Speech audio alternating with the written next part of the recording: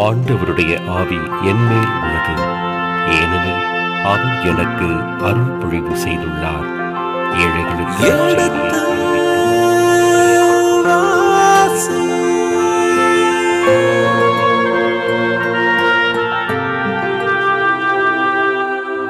எடுத்து வாசி.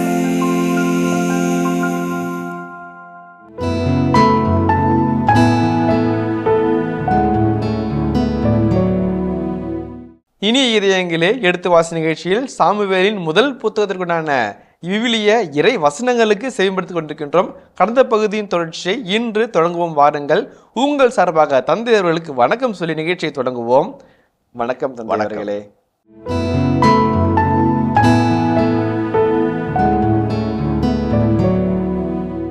இந்த பகுதியில் இன்றைய பெற்றோருடைய கடமைகளை பற்றி நல்ல செய்திகளை இந்த பகுதி நமக்குள்ளாக கொண்டு வருகிறது.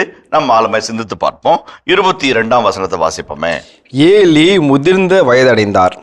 தம் பிள்ளைகள் இஸ்ரேலுக்கு எதிராக செய்த அனைத்தையும், சந்திப்பு கூடார வாயிலில் ஊழியம் செய்து வந்த பெண்களோடு தகாத உறவு கொண்டிருந்ததையும் கண்டறிந்தார்.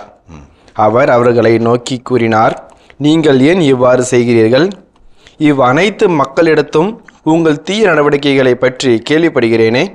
வேண்டாம் பிள்ளைகளே, ஆண்டவரின் மக்களிடையே பரவி இருப்பதாக நான் கேள்விப்படும் இச்செய்தி நல்லதல்ல. அந்த போய் தொடர்ந்து போகுது.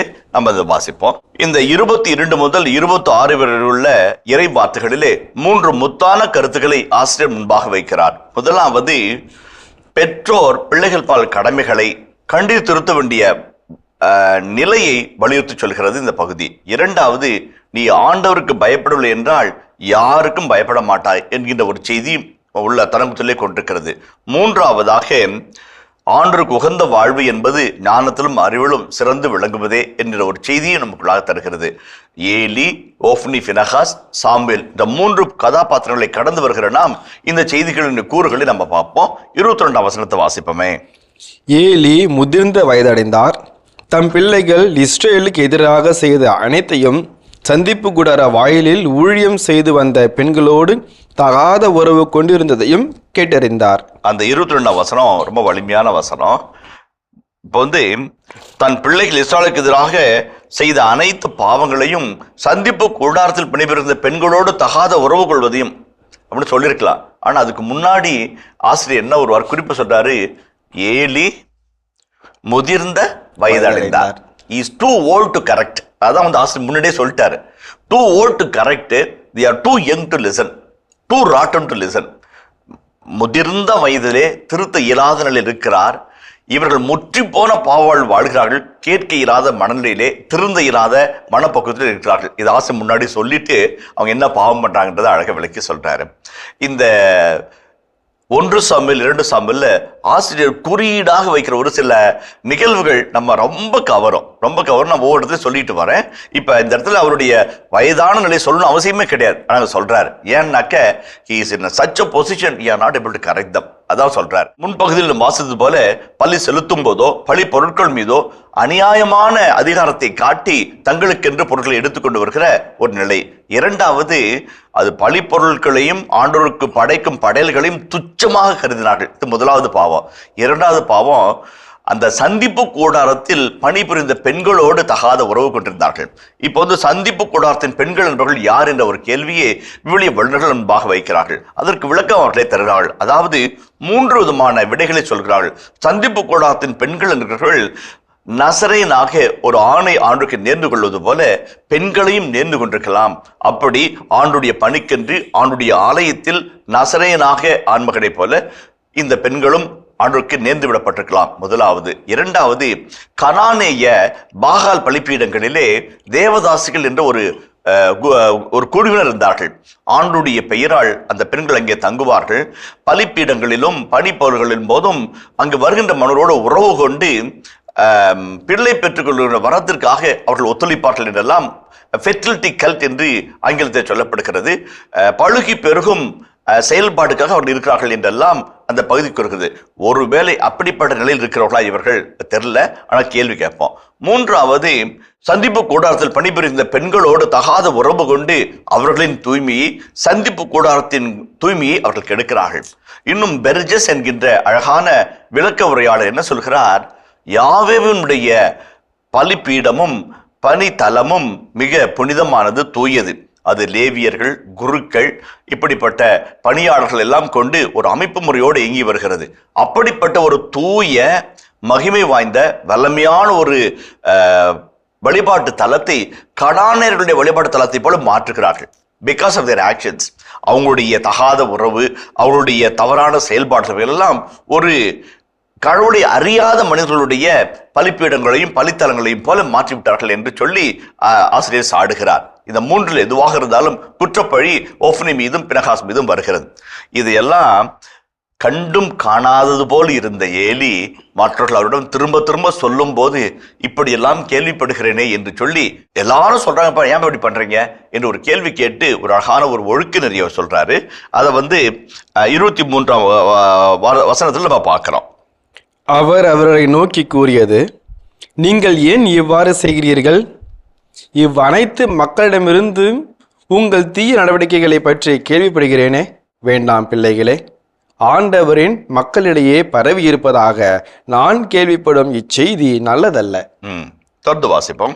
ஒருவர் மனிதருக்கு எதிராக பாவம் செய்தால் வேறொருவராவது கடவுளிடம் அவருக்காக பரிந்து பேசலாம். ஆனால் ஒருவர் ஆண்டவருக்கு எதிராக பாவம் செய்தால் அவருக்காக பரிந்து பேசுபவர் யார்? ரொம்ப அழகான ஒரு கேள்வி. இப்போ கோர்ட்டுக்கு போறோம் இல்லைங்களா? நீதிபதி அங்க உட்காந்துருக்கிறாரு.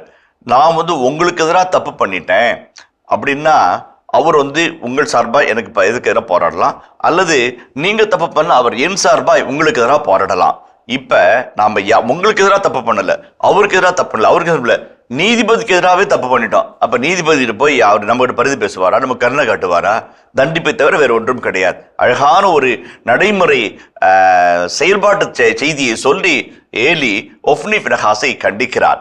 நீங்கள் செய்கிற தவறு அந்த பெண்களுக்கு எதிரான தவறு இல்லை, பழிப்பொருளுக்கு எதிரான தவறு இல்லை, படையலுக்கு எதிரான தவறு இல்லை, ஆண்டோருக்கு எதிரான தவறு.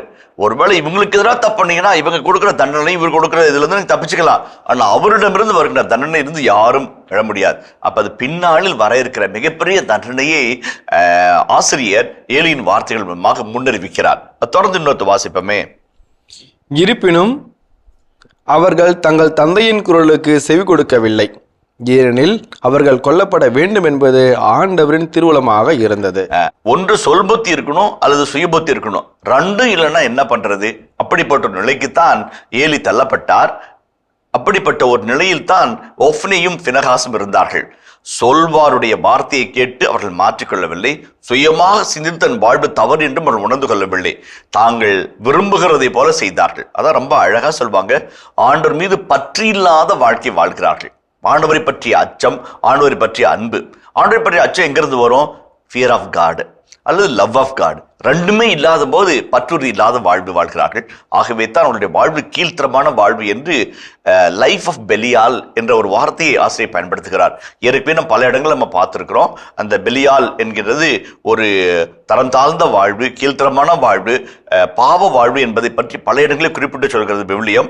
சன்ஸ் ஆஃப் பெலியாலை போல அவர்கள் வாழ்ந்தார்கள் என்று ஒரு சொல்லுகிறது. இப்போது ரொம்ப முக்கியமான ஒரு கருத்தை 26ஆம் வசனத்துல, எப்படி 22ஆம் வசனத்துல ஏலி முதிர்ந்த வயதடைந்தார் என்று சொல்லி ஆரம்பிக்கிற அந்த வசனம் சம்மதம் போல் இல்லை என்றாலும் அந்த பகுதிக்கு அழகான ஒரு விளக்கமாக முன்னுரையாக அமைகிறது. இப்ப 26ஆம் வசனத்தை வாசிக்கும் போது நம்மளுக்கு ஒரு என்ன இந்த இடத்துல இதை பத்தி பேசுறாங்கன்னு ஒரு எண்ணம் வரலாம். ஆனால் அதற்கு ஒரு காரணம் இருக்கிறது. அந்த வசனத்தை வாசிப்போம். சிறுவன் சாமுவேல் வளர்ந்து ஆண்டவருக்கும் மனிதருக்கும் உகந்தவனாய் இருந்து வந்தான். ஓஃப்னியும் பினகாசும் வளர்ந்து ஆண்டவருக்கும் மனிதருக்கும் வேண்டாதவர்களாய் மாறினார்கள். அதான் சொன்னாரு. ஆன் த கான்ட்ரரி, மாறாக முற்றிலும் மாறுபட்ட இந்த சாமுவேலோ ஒஃப்னியை போல அல்ல, பினகாசை போல அல்ல, ஏலியை போல அண்ணாவும் எல்கானாவும் அல்ல. இதெல்லாம் அழகழகா செட்டில் பண்ணிக்கிட்டே வரவரு ஒரு அழகான முத்தாய்ப்பான வார்த்தையில சொல்றாரு. சிறுவன் சாமுவேல் வளர்ந்து ஆண்டவருக்கும் மனிதருக்கும் உகந்தவரானார். நல்ல வாழ்வு, குற்றமற்ற வாழ்வு, ஆண்டவருக்கு பிரியமான வாழ்வு, ஆண்டவர் மீது பற்றுக்கொண்ட வாழ்வை இந்த பிள்ளை பெற்றுக்கொண்டார். நல்லா நினைச்சீங்கன்னாக்க லூக்கா 2:52 வாசிப்போமே. இயேசு ஞானத்திலும் உடல் வளர்ச்சியிலும் மிகுந்து கடவுளுக்கும் மனிதருக்கும் உகந்தவராய் வாழ்ந்து வந்தார். இதே வசனத்தை தான் லூக்கா இயேசுவினுடைய இளமை பருவத்தினுடைய இறுதி காட்சிகளில் அழகாய் சொல்வார். வளர்ந்து ஞானத்திலும் அறிவிலும் ஆண்டவருக்கும் மனிதருக்கும் உகந்தவரானார் என்ற அழகான வார்த்தையை பயன்படுத்துகிறார்கள். இப்போ சின்ன சின்ன செய்திகளாக வாழ்க்கைக்கு என்ன வருகிறது என்று நாம் பார்ப்போம். முதலாவது, ஒரு தவறு நடக்கிறது என்று நாம் அறிய வரும்போது பெற்றோர்களாக இருக்கிற நாம் அந்த மொழியிலேயே கிள்ளி விட வேண்டும். அப்புறம் பார்த்துக்கலாம், பிற்பாடு பார்த்துக்கலாம், அப்புறம் என்னன்னு பார்ப்போம் என்று தள்ளி போடுவது என்பது மிகப்பெரிய ஆபத்தில் நம்மை கொண்டு வந்து சேர்க்கும் என்பதற்கு இந்த ஏலினுடைய ஒஃப்னி பினகாசனுடைய பிள்ளைகளின் செயல்பாடு நமக்கு பட்டவர்த்தனமாய் வெளிப்படுத்துகிறது. நம் பிள்ளைகள் தவறுகிறாள் என்று மனதில் உரைக்கும் போது பழிச்சென்று சொல்லிவிட வேண்டும். உள்ளதை உள்ளபடி இதுதான்பா என்று சொல்லுகின்ற ஒரு அழகான நிலை எபிரேய கலாச்சாரத்தில் வருகிறது. உதாரணத்திற்கு இறைச்சட்ட நூல் 6:7 வாசிப்போமே. நீ அவற்றை உன் பிள்ளைகள் உள்ளத்தில் பதியுமாறு சொல். உன் வீட்டில் இருக்கும் போதும் உன் வழிப்பயணத்தின் போதும் நீ படுக்கும் போதும் எழும்போதும் அவற்றை பற்றி பேசு. உன் கையில் அடையாளமாக அவற்றை கட்டிக்கொள். உன் கண்களுக்கிடையே அடையாள பட்டயமாக அவை இருக்கட்டும். உன் வீட்டின் கதவு நிலைகளிலும் நுழைவாயில்களிலும் அவற்றை எழுது. ஆண்டுடைய சட்டங்கள், ஆண்டுடைய நியமங்கள், ஆண்டுடைய வழிமுறைகளை உன் பிள்ளைகளுக்கு அழுத்தம் திருத்தமாய் உள்ளத்தில் பதியும்படி சொல். ரொம்ப அழகானது. பெற்றோர் தான் முதல் ஆசிரியர்கள், பெற்றோருடைய வார்த்தைகள் தான் முதல் பள்ளிக்கூடம், பெற்றோர்கள் தான் முதல் ஒழுக்கவியலாளர்கள் என்று எபிரேய குடும்பவியல் அழகா சொல்லுது. அதே போல 21ஆம் அதிகாரம் 18 முதல் 21 ஒரு வார்த்தைகளை வாசிப்போம். இணைச்சட்ட நூல் 21. ஒருவனுடைய புதல்வன் பிடிவாதமும் முரட்டுத்தனமும் கொண்டவனாய் தந்தை சொல்லையோ தாய் சொல்லையோ கேளாமல் அவர்களால் தண்டிக்கப்பட்ட பின்பும் அடங்காமல் போனாள். தந்தையும் தாயும் அவனை பிடித்து அவனது நகர வாயிலுள்ள தலைவரிடம் கொண்டு போவர். எங்கள் மகனாகிய இவன் பிடிவாதமும் முரட்டுத்தனமும் கொண்டவனாய் இருக்கின்றான், எங்கள் சொல் கேட்பதில்லை, பெருந்தீனிக்காரனும் குடிவெறியனுமாய் இருக்கின்றான் என்று நகர தலைவரிடம் அவர்கள் சொல்ல வேண்டும். உடனே அந்நகரத்து மனிதர் எல்லோரும் அவனை கல்லால் எறிவர், அவனும் செத்தொழிவான். இவ்வாறு உன்னிடமிருந்து தீமையை அகற்று. அதை கேட்டு இஸ்ரவேல் எல்லோரும் அஞ்சுவர். இறைச்சட்ட நூல் 21:18 முதல் 21 இறைவார்த்தைகள் ஒரு யூனிட்டிவ் பிரிவென்டிவ் என்கின்ற இருநிலை கோட்பாடுகளை நம் முன்பாக வைக்கிறது. ஒரு தண்டனை என்பது தடுப்பதற்காக, அச்சுறுத்துவதற்காக. ஒரு தண்டனை என்பது தண்டிப்பதற்காக. இந்த இடத்துல உங்க பசங்களுக்கு நீங்க நகர தலைவர்களை கொண்டு போய் கொடுக்குற தண்டனை மற்ற எல்லாருக்கும் பாடமா இருக்கட்டும் என்று ஒரு பிரிவென்டிவ் மெஷர் அந்த இடத்துல சொல்லுது. இந்த இடத்துல ஏலி என்ன பண்ணாரு? எதுவுமே பண்ணல. வயதான நிலையில அவர் சொன்ன பேச்சு அவங்க கேட்க மாட்டான்ற தெரிஞ்சும் ஒப்புக்கு அவரை திருத்துகிறார். ரொம்ப அழகா வருது. நான் பிள்ளைங்களை குச்சி எடுத்து அடிங்கலாம் சொல்லலை. சீராக்கு நூல்ல அழகான ஒரு வார்த்தை இருக்கிறது. தன் பிள்ளையை பிறம்பால் அடிக்க தயங்குறவன் தன் பிள்ளையை கெடுக்கிறான் என்று ஒரு வார்த்தை வருகிறது. இந்த காலத்தில் நம்ம நாவே பிள்ளைங்க அழுதுருதுங்க, நான் அடிக்கணும் உதைக்கணும்லாம் சொல்லலை. நீங்கள் சொல்ல வேண்டியதை உங்கள் பிள்ளைகளுக்கு எந்த ஒரு சுய விருப்பு இல்லாமல் சொல்ல வேண்டிய நேரத்தில் சொல்ல வேண்டும். ரொம்ப அழகா முக்கியம். இப்போ ஒரு கார் ரிப்பேர் ஆயிடுச்சு. கார் ஓனர் ஸ்டார்ட் ஆகலையே, ஃபங்க்ஷனுக்கு அர்ஜென்ட்டாக போகணுமேனு தட்டுமாறுறாரு. டிரைவருக்கு ஓட்ட தெரியுமே விட ரிப்பேர் பண்ண தெரியாது. அப்படியே ஓட்டமாக ஊருக்குள்ளே போய் ஒரு மெக்கானிக் கூட்டிட்டு வர்றாரு. மெக்கானிக் ஒரு டூல் பாக்ஸோட வர்றாரு. பேனட்டை திறந்து பார்க்குறாரு. காரில் வண்டி ஸ்டார்ட் ஆக மாட்டேங்குது. ஒரு சத்தம் வருது, ஸ்டார்ட் ஆக மாட்டேங்குது. ஒரு சுத்தியை எடுக்கிறார். டக்குன்னு ஒரு தட்டுறாரு. இன்ஜின் ஸ்டார்ட் ஆகிடுச்சு. எவ்வளோப்பா உங்களுக்கு கூலிங்கிறார். ஐயா ஒரு 100 ரூபாய் கொடுங்க அப்படிங்கிறாரு. ஒரு தட்டு தட்டுனா 100 ரூபாயா அப்படின்னு சொல்லி கேட்டார். அப்போ அவர் சொல்றாரு, ஒரு தட்டுக்கு இல்லைங்க சார், எந்த இடத்துல தட்டணுமோ அந்த தட்டுக்காக, அந்த அறிவுக்காக 90 ரூபாய், தட்டினதுக்கு 10 ரூபாய் கொடுங்கன்னு சொல்லி கேட்டாராம். ரொம்ப முக்கியமான கருத்து. இந்த தட்டும் அந்த எந்த இடத்துல தட்டணும், எப்படி தட்டணுங்கிற தன்மையை பெற்றோர்கள் புரிந்து கொள்ளார் என்றால் வண்டி ரிப்பேர் ஆகாது. அந்த ரிப்பேரான வண்டியை கூட சரி செஞ்சு கொள்ளலாம். இன்றைக்கு நிறைய குடும்பங்களில் பிள்ளைகளோடு பேசாத தன்மை, பிள்ளைகளை கண்டிக்க முடியாத தடுமாறுகிற தன்மை. ஒரு வார்த்தை சொன்னா சோர்ந்து போறான் ஃபாதர், ஒரு வார்த்தை சொன்னா சாப்பிட மாட்டேங்கிறான் ஃபாதர், ஒரு வார்த்தை சொன்னா மூஞ்சி தூக்கி வச்சுக்கிறான் ஃபாதர், எதுவுமே சொல்றதுக்கு பயமா இருக்குது, பெண் பிள்ளைகளா இன்னும் பயமா இருக்குது என்று சொல்லி அங்கலாய்த்து இருக்கிற பல பெற்றோர்களை நாம் பார்க்கிறோம். அவுஸ்தீன் அழகா சொல்வார், அன்பு காட்டு, பிறகு எதை வேண்டுமானாலும் செய் என்று அவர் சொல்லுவார். அதுதான் நம்ம பிள்ளைகளுக்கு பாடம். நிறைவான அன்பினால் உங்களை பிள்ளைகளை வென்றெடுங்கள். நிறைவான அன்பினால், முழுமையான அன்பினால், அளவுக்கு மிகுதியான அன்பினால் உங்கள் பிள்ளைகளை வென்றெடுங்கள். அன்போடு கூடிய கண்டிப்போடு கூட்டிய அன்பு, இது இரண்டும் இருக்கும்போது பிள்ளைகள் வழித்தட மாற மாட்டார்கள். இப்ரேய கலாச்சாரத்துல திராட்சை தோட்டத்துக்கு பந்தல் அமைப்பார்கள். அந்த பந்தலை எப்படி அமைப்பாங்கனாக்க, செடி முளை விட்ட உடனே பந்தலை வச்சிருவாங்க. ஏன்னா அந்த கிளை வர வர அந்த பந்தலை தாண்டி மேலே வரணும். தக்க தருணத்தில் வைக்கப்படுகிற அந்த பந்தலானது அந்த கொழு கொம்பில சுற்றி அழகாய் வளர்வதற்கும் அது போக வேண்டிய இடத்தை சேர்வதற்கும் வழி வசதியாக மாறும். ஒரு பெற்றோருடைய அழகான கண்டிப்பு, அழகான அன்புடன் கூடிய அச்சுறுத்தல் பிள்ளைகளுக்கு அவசியமான தேவை. 14ஆம் லூயி என்கிற பிரெஞ்சு மன்னன் ஒரு அழகான வார்த்தை சொல்கிறான். என் இளமை காலத்தில் என் தாய் என் கரத்தை பற்றி ஆலயத்திற்கு என்னை இட்டு செல்லாவிட்டிருந்தால், என் இளமை காலத்தில் என் தந்தை என் கரத்திலே போர்வாளை கொடுத்து பயிற்சி கொடுக்காதிருந்தால் ஞானமும் வலிமையும் பெற்ற அரசனாய் நான் மாறியிருக்க முடியாது என்று சொல்கிறார். அந்த பெற்றோருடைய வழிநடத்துல இந்த பிள்ளைகளுடைய நிலை ரொம்ப அழகா இருக்கும். இன்னொரு சின்ன நிகழ்ச்சி நான் சொல்ல ஆசைப்படுறேன். ஒரு முகநூலில் படித்த ஒரு சின்ன செய்தி. ஒரு பெரியவர் கிட்டத்தட்ட 1 வாரம் ஹாஸ்பிட்டல் அட்மிட் ஆகிருக்கிறார். பேச்சு இல்லை, மூச்சு இல்லை, சுய நினைவு இல்லை, தடுமாறிட்டு இருக்கிறாரு. அப்பப்போ மூச்சு வருது, அப்பப்போ நினைவு வருது. 1 வாரம் வைத்தியம் பார்த்த அந்த மருத்துவர் சற்றே கனத்த இதயத்தோடு எந்த ஒரு முன்னேற்றம் இல்லையே, என்னாகுமோ என்ற தவிப்போடு இருக்கிறார். மாலை வேளையில் பார்த்துவிட்டு அவர் போனார். திங்கட்கிழமை காலையில் அவர் வருகிறார். பெரியவர் உட்கார்ந்து இருக்கிறார், பேசுகிறார். இந்த சனி ஞாயிற்றில் என்ன ஒரு புதுமை நடந்தது என்று அவருக்குள்ளாக ஒரு தவிப்பு, ஒரு துடிப்பு. என்னங்க ஐயா நல்லா இருக்கிறீங்க, எப்படி என்று சொல்லி கேட்டார். அப்ப சுத்தி இருந்தவங்க சொன்னாங்க, சனிக்கிழமை சாயங்காலம் அவங்க பேரன் வந்தான், தாத்தாவை கட்டி பிடிச்சான். தாத்தா ஹோம்ஒர்க்லாம் நான் பண்ண வேண்டியது இருக்குது, ப்ராஜெக்ட்லாம் செஞ்சா ஹெல்ப் பண்றேன்னு சொன்னீங்களே, இங்க படுத்துருக்கீங்களே, என்ன பண்ணிட்டு இருக்கிறீங்க என்று உரிமையோடு அவன் கேட்டான். அந்த அன்பு குரல் அந்த செவிகளில் சென்று இதயத்தை தட்டியது. இதய துடிப்பு சீரானது, ரத்த நாளங்கள் சீரானது. அவர் எழுந்து உட்கார்ந்தார். இன்றைக்கு பேசிக் கொண்டிருக்கிறார். அப்போ அந்த தாத்தா டாக்டர்கிட்ட சொல்றாரு, டாக்டர் பேரன் வந்தா, எங்கிருந்தோ ஒரு பலம் வந்துச்சு, எங்கிருந்தோ ஒரு சக்தி வந்துச்சு. நான் இப்போ வீட்டுக்கு சாயங்காலம் போறேன், நாளைக்கு நாளைக்கு அவனுக்கு ப்ராஜெக்ட் ஹெல்ப் பண்ண போறேன் என்று மகிழ்ச்சியோடு சொன்ன பொழுது அந்த மருத்துவருடைய மனதிற்குள்ளாக 2 எண்ணங்கள் வந்தது. மருத்துவமோ மருந்தோ தர முடியாத வலிமையை, வல்லமையை ஒரு பெற்றோராலும் ஒரு தாத்தா பாட்டினாலும் கொடுக்க முடியும். இந்த இடத்துல ரொம்ப அழகான ஒரு சூழ்நிலை சுட்டி காட்ட விரும்புகிறேன்.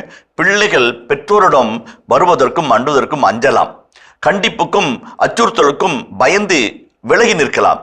ஆனால் தாத்தா பாட்டிகள் அக்கறையோடும் பாசத்தோடும் அந்த பிள்ளைகளை அரவணைக்கும் போது அந்த பிள்ளைகள் பெற்றோரை விட தன் தாத்தா பாட்டிகளிடம் மிகுந்த பாசத்தை பெற்றுக்கொள்ளலாம், வழிநடத்தலை பெற்றுக்கொள்ளலாம் என்பதற்கு அழகான சான்று. சில சமயத்தில் குழந்தைகள் பெற்றோருடன் அச்சுறுத்தலுக்காகவும் தண்டனைக்காகவும் பயந்து விலகி நிற்கலாம். குடும்பத்தில் இருக்கிற பெரியவர்கள் ஆலம்பரம் போல அந்த குழந்தைகளை அணைத்து பாசத்தில் கட்டி வைக்கக்கூடிய வல்லமை படைத்தவர்கள். கண்டிப்பிற்கும் அச்சுறுத்தலுக்கும் பெற்றோர்கள் தங்களை தயார்படுத்திக் கொண்டாலும் பாசத்திற்கும் கட்டுப்பாட்டுக்கும் தாத்தா பாட்டிகளே வருவார்கள். தீமோத்தேயு அழகாய் சொல்வார், உன் பாட்டி கொலோயின் நிமித்தமாக என்று சொல்லி தீமோத்தேயு வாழ்த்துவார். தீமோத்தேயுக்குள்ளாக இருந்த நல்ல எண்ணம், மனிதாபிமானம், நேரிய உள்ளம், உயர்ந்த வாழ்வு, கடவுள் பற்றிய பற்று உன் பாட்டியிடமிருந்து வந்தது என்று அவர் அழகாய் சொல்லுவார். இப்ப நம்ம குடும்பத்தில் இருக்கிற தாத்தா பாட்டிங்களை, மாமனார் மாறியாங்கள சில சமயத்துல ஒரு பொருட்டம் நினைக்க மாட்டோம். வயசானவங்க செலவு தான் என்ற ஒரு எண்ணம் நமக்குள்ளாக இருக்குது என்றால் மாற்றி போடுகிற அழகான ஒரு செய்தி இந்த பகுதி சொல்லுகிறது. அவர்கள் பிள்ளைகளை நேர்வழிப்படுத்தவும் நன்னெறிக்கு கொண்டு வரும் பாசத்தினால் பிள்ளைகளை வளர்த்தெடுக்கவும் அவர்களுக்கு தெரியும். உன்னை வளர்த்தவங்கப்பா, உன்னுடைய பிள்ளைகளை வளர்க்க முடியாதா?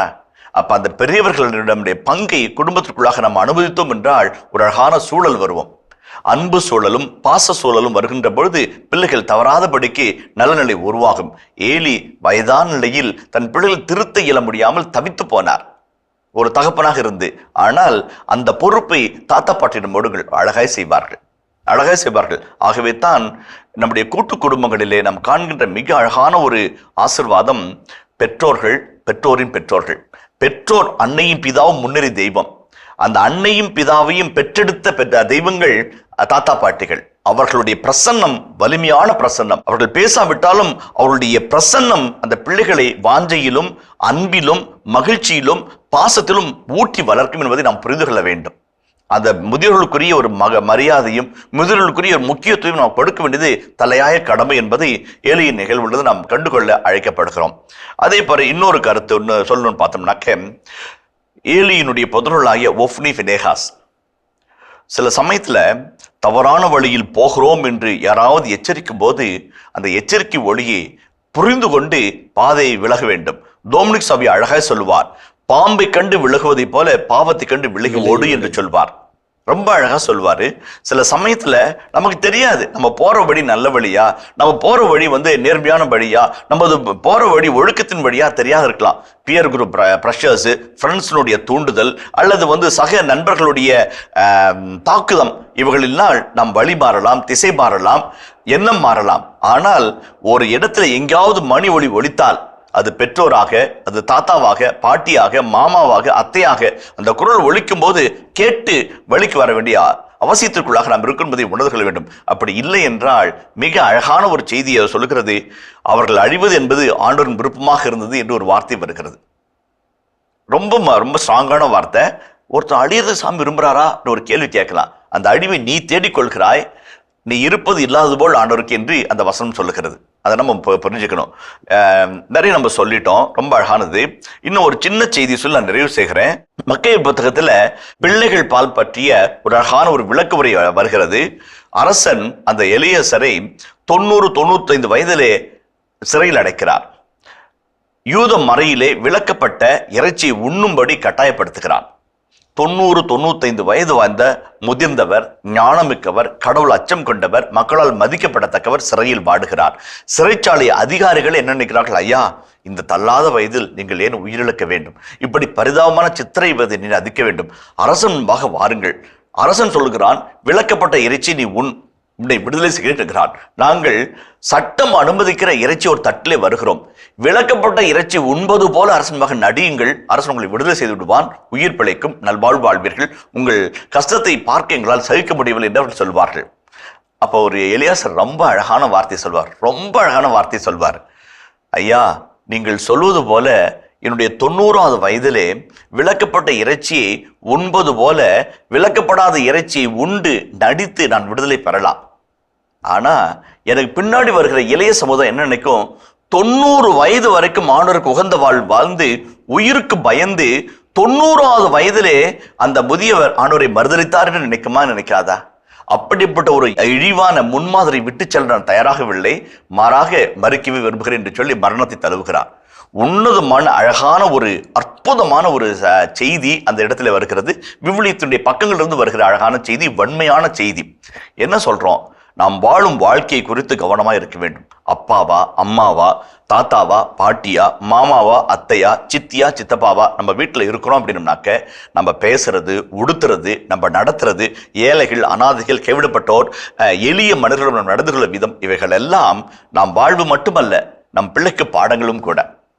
அதுதான் நம்ம அறிவுரை சொல்லி தான் பிள்ளை திருத்தணும் அவசியம் கிடையாது. நம்ம வாழ்ற வாழ்க்கையை வச்சு நம்ம பிள்ளைங்களுக்கு பாடம் நடத்திடலாம். அந்த பிள்ளைக்கு பாடம் கத்துக்குங்க. அதுதான் இன்றைய நாளுடைய மிக முக்கியமான கட்டம். இந்த ஏலி, ஒஃப்னி, பினகாஸ் என்கின்ற அந்த குடும்ப சூழல் மிக அழகாய் நமக்கு சுட்டி காட்டுகிறது. இந்த நிலைகளை நம்ம உற்று பார்த்து ஏலியினுடைய திருத்த இயலாத ஒரு நிலை, திருத்தப்பட்டும் திருந்த விரும்பாத ஒஃப்னி, பினகாஸ், மூன்றாவதாக ரொம்ப அழகா இருக்குது, கடவுளுக்கும் மனிதருக்கும் உகந்தவனான சாமுவேல். ஒரு நேர்மறை, ஒரு எதிர்மறை, இரண்டு எதிரி அழகா வைத்து அந்த பகுதியை ஆசிரியர் நிறைவு செய்கிறார். இதன் தொடர்ச்சியை மீண்டும் அடுத்த பகுதியில் பார்ப்போம். அதுவரை இணைந்திருங்கள். இயேசுவுக்கே புகழ், இயேசுவுக்கே நன்றி, மரியே வாழ்க. சாத்தான் என்கிறவன் யார் என்றால், உங்களுக்கும் இறைவனுக்கும் குறுக்கே புகுகிறவன். உங்களுக்கும் இறைவனுக்கும் குறுக்கே புகுந்து நீங்கள் இறைவனோடு கொள்கிற உறவையும் இறைவன் உங்களுக்கு கொடுக்கிற ஆசையும் தடுக்கிறவன் தான் சாத்தான். இப்ப அந்த இடத்துல பேதுருவை சாத்தான்னு சொல்லிட்டாருங்களே என்று நாங்கள் கேட்டபோது அவர் சொன்னார், ரொம்ப அழகான வார்த்தை. அதுதான் யாரையும் கடவுளுக்கு மேல வைக்கக்கூடாது. ரொம்ப மரியாதை நிமித்தமாக பெற்றோரை, ஆசிரியர்களை, பெரியவர்களை வணங்குவது வேறு. மாறாக நம் சுயநலத்திற்காக, நம்முடைய குறுகிய எண்ணோட்டம் பெருக வேண்டும் என்பதற்காக, அரசியல் லாப நட்டங்களுக்காக, வியாபார லாப நட்டங்களுக்காக மனிதரை கடவுள் நிலைக்கு உயர்த்துவது என்பது தவிர்க்கப்பட வேண்டியது, கண்டிக்கப்பட வேண்டியது என்பது இந்த பகுதி அழகாய் சுட்டி காட்டுகிறதாக நான் உணர்கிறேன். அப்போ சொல்றாரு, எல்லாம் எனக்கு வேண்டாம், கடவுள் ஒன்று குணம் படிச்சா நீங்க போயிட்டு வாங்க அப்படின்னு சொல்வார். அப்போ அவர் சொல்வார், ரொம்ப அழகாக சொல்வார், உங்க ஊர்ல இருந்து 2 சாக்கு மண்ணை மட்டும் எடுத்துட்டு போய் பழிப்படம் கட்டி ஆண்டவரை சொல்றேன், அதுக்கு உத்தரவு தருவீங்களா, எடுத்துக்க அப்படிம்பாரு. புறப்பட்டு போவார். ரதம் புறப்பட்டு போகும்.